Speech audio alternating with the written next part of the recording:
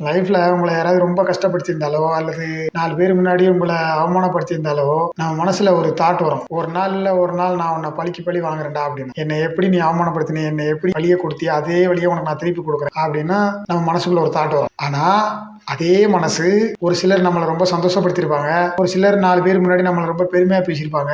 அப்ப அதே மனசு ஒரு நாள் இல்ல ஒரு நாள் இதே சந்தோஷத்த, இதே பெருமைய உனக்கு நான் திருப்பி குடுக்குறேன்டா அப்படின்னு நம்ம மனசு நினைக்காது. மனித மனம் அப்படிதான். நெகட்டிவ்க்கு தான் அதிக சப்போர்ட் பண்ணும். நெகட்டிவ் பக்கம் தான் அதிகமா வேலை செய்யும். ஆனா, உங்களுக்கு சந்தோஷம் குடுத்தவங்களுக்கு நீங்க திருப்பி சந்தோஷம் தர்றீங்களோ இல்லையோ, ஆனா உங்களுக்கு கஷ்டத்த குடுத்தவங்களுக்கோ அல்லது உங்களுக்கு அவமானத்த குடுத்தவங்களுக்கோ நீங்க திருப்பி ஒருபோதும் அவமானத்தையோ, கஷ்டத்தையோ குடுக்காதீங்க. ஏன் சொல்றேன் அப்படின்னா, அவங்க உங்கள அவமானப்படுத்திட்டாங்க அப்படின்னா, ஏதோ ஒரு வகை மூலியமா அவங்களுக்கு உறுதியா ஒரு நாள் அவமானம் வந்தே தீரும். அது யாரோ ஒருத்தர் மூலியமா கூட வரலாம். அதே கணக்கு தான் உங்களுக்கும். இந்த யூனிவர்ஸ்ல எல்லாத்துக்கும் ஒரே லா தான். அவங்களுக்கு எப்படி அவங்க செஞ்சது அவங்களுக்கு திருப்பி போயே தீருமோ, அதே மாதிரி நீங்க ஒருவேளை அவங்கள அவமானப்படுத்திட்டீங்க அப்படின்னா, பழிக்கு பழி வாங்குறோம் அப்படின்ற பேர்ல, அதே அவமானம் உங்களுக்கும் ஒரு நாள் வந்தே தீரும்.